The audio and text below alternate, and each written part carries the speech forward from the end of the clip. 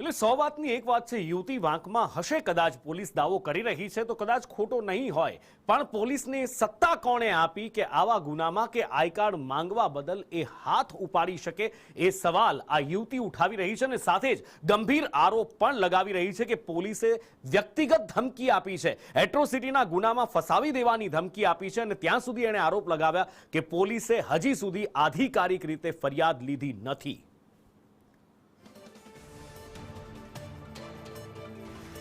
Social media में एक video viral थयो ने जेमां एक पुलिस कर्मचारी जे छे ते टू व्हीलर महिला चालक छे तेनी साथे मारामारी करी रही छे ने मामलो जे छे ते हाल पुलिस मथक पहोंच्यो छे।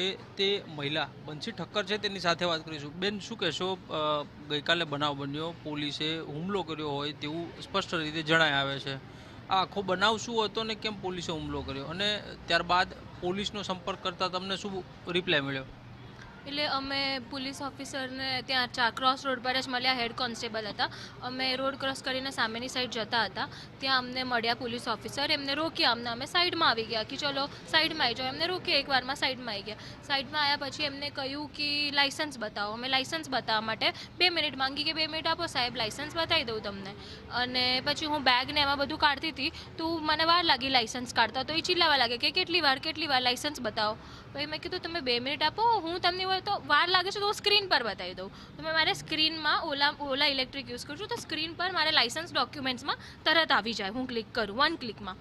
મેં તો 1 સેકન્ડ લાગશે મને, ચલો આમાં બતાવી દઉં તમને, આટલી ઉતાર છે તો કે હોય જ નહીં ને હશે નહીં ને એટલે આમ તેમ મતલબ આર્ગ્યુમેન્ટ્સ થવા લાગે, એ બહુ તોછડાઈથી વાત કરવા લાગે। તો તમે પોલીસ ઓફિસર છો ને, તમે પોલીસવાળા છો, તમે આ રીતે વાત ના કરી શકો। તમે પોલીસવાળા છો ને તો કહે કે આ લો મારું કાર્ડ, એવું કહીને એમને એમનું કાર્ડ હાથમાં આપ્યું। મેં એ કાર્ડ હાથમાં લીધું, એ કાર્ડ હાથમાં લઈને મેં જોયું, એ પોલીસ ઓફિસર હતા, હેડ કોન્સ્ટેબલ હતા। તે કાર્ડ મેં એમને પાછું દેવા ગઈ તો એ પકડવામાં એ ભૂલમાંથી કે કઈ શું થયું, એ કાર્ડ એમને પકડ્યું નહીં અને એ પડી ગયું। જેવું કાર્ડ પડ્યું ને એવું એમનામાં બહુ સિવિયર આક્રોશ આવી ગયો, બરાબર। એટલે એ જોઈને એ ધક્કો મારવા માંડે, એમને મારો હાથ ખેંચીને મને નીચે ઉતારી અને એવું કીધું ચલ નીચે ઉતાર અને કાર્ડ ઉપાડ। મેં કીધું કે હું હાથ કેમ અડાયો? હાથ અડાવવાનું કોઈનામાં આવતું જ નથી, મેં કાર્ડ ફેંક્યું નથી, હવે તો હું નહીં જ ઉપાડું। હાથ અડાયો ને, જો એમને મને શાંતિથી કહ્યું હોત તો મેં ઉતરીને એમને કાર્ડ ઉપાડીને આપી દીધું હોત, તે મારી માટે બહુ નાની વસ્તુ હતી। પણ આવી રીતે અડ્યા, હાથ ખેંચ્યું, આખું ઓલા હલવા માંડ્યું મારું, હું ખુદ ડરી ગઈ અને હું કંઈ બોલું કે આવું ના કરો એ પહેલાં એમને મને એક લાફો ઝીકાઈ દીધો। એક બાજુ પોલીસના આરોપ છે, બીજી બાજુ યુવતીના આરોપ છે। ગઈકાલે અંજલી 4 રસ્તા પર જે ઘટના બની એ અત્યારે આખા રાજ્યમાં ચર્ચાનો વિષય બની છે, પણ એની સાથે સાથે હવે એક વિડીયો સામે આવ્યો છે અને એ વિડીયો 2 મહિના જૂનો હોવાનું કહેવાય રહ્યું છે અને આ વિડીયોમાં એવા આરોપ લાગી રહ્યા છે કે આ જ યુવતીએ પોલીસ કર્મી સાથે એ વખતે પણ તકરાર કરી હતી અને એ વખતે પણ ઘર્ષણ થયું હતું અને ખુદ ડીસીપી કહી ચૂક્યા છે કે જો આ વખતે આ બાબતે આ 2 મહિના જૂના કેસમાં પણ કોઈ પોલીસ કર્મી સામે આવીને ફરિયાદ નોંધાવે છે તો એ ફરિયાદ યુવતી સામે લેવામાં આવશે। વધુ માહિતી સાથે સહયોગી સંવાદદાતા પ્રતિક જાદવ લાઈવ જોડાયા છે। પ્રતિક પાસેથી જાણે, પ્રતિક, ઘણી બધી ચર્ચાઓ, ઘણા બધા આમાં તર્ક, કુતર્ક, વિતર્ક પણ થઈ રહ્યા છે, સામે આક્ષેપ પણ લાગી રહ્યા છે। સવાલ એ છે કે આમાં સાચું કોણ, ખોટું કોણ? યુવતીનો જૂનો વિડીયો પણ સામે આવ્યો છે, પોલીસવાળાના અધિકાર ક્ષેત્રમાં નથી આવતું પણ તેમ છતાં હાથ ઉગામતા કેમેરામાં દેખાય છે।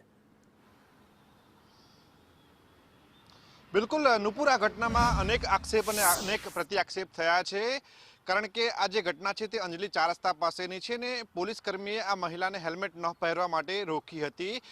જો કે મહિલાએ પોલીસ કર્મી પાસે જ્યારે તેનું આઈ કાર્ડ માંગ્યું, પોલીસ કર્મીએ આઈ કાર્ડ પણ બતાવ્યું, પરંતુ આઈ કાર્ડ નીચે પડી ગયું હતું અને આ કારણથી પોલીસ કર્મીને ગુસ્સો આવ્યો હતો અને તેમણે પોતાનો હાથ ઉગામ્યો હતો।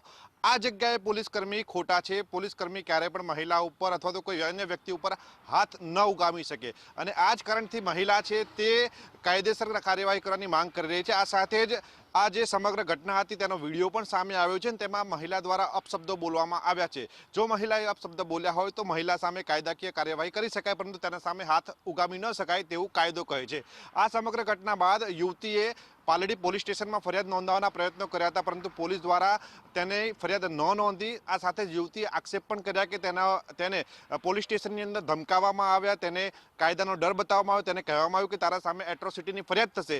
આ સમગ્ર ઘટના બાદ યુવતીએ મીડિયાનો સહારો લીધો હતો. મીડિયામાં તેણે તેનું ઇન્ટરવ્યૂ આપ્યું હતું. ત્યારબાદ આ મહિલા છે તે ફરિયાદ નોંધાવવા માટે ડીસીપી કચેરી પણ ગઈ હતી, પરંતુ ડીસીપી કચેરી જ્યારે મહિલા પહોંચી ત્યારે તેને એવું કહેવામાં આવ્યું કે આ અમારા મતક્ષેત્રમાં નથી આવતું, તમારે તેના માટે પાલડી પોલીસ સ્ટેશનમાં જવું પડે. અને આ જ કારણથી 4 વાગ્યા સુધી આ સમગ્ર મામલે યુવતીની ફરિયાદ નહોતી નોંધવામાં આવી. હાલ યુવતી પાલડી પોલીસ સ્ટેશનમાં ફરિયાદ નોંધાવવા માટેના પ્રયત્ન કરી રહી છે, પરંતુ સવાલ એ છે કે જો પોલીસ દ્વારા યુવતી સામે ફરિયાદ નોંધવામાં આવી હોય કાયદામાં ફરજમાં રૂકાવટ બદલ, તો યુવતીએ પણ ફરિયાદ આપવી છે તો એ ફરિયાદ લેવી પડે અને કાયદાકીય કાર્યવાહી કરવી પડે. હાલ તો જે પોલીસ કર્મી હતા તે પોલીસ કર્મીને સસ્પેન્ડ કરવામાં આવ્યા છે, પરંતુ સસ્પેન્ડ કરવાથી વાત નથી અટકતી, કારણ કે શહેરના અમદાવાદ પોલીસ કમિશનર હોય કે પછી ડીજીપી હોય તે પોલીસ અને સામાન્ય વ્યક્તિ વચ્ચેનો સંબંધ કેવી રીતે વધુ કેળવાય તે માટેના પ્રયત્ન કરતા, પરંતુ આવા પોલીસ કર્મીઓના આવા વર્તનના કારણે જ પોલીસ બદનામ થતી હોય છે, જેને લઈને આવા પોલીસ કર્મી સામે કડક કાર્યવાહી કરવી જરૂરી છે. બિલકુલ.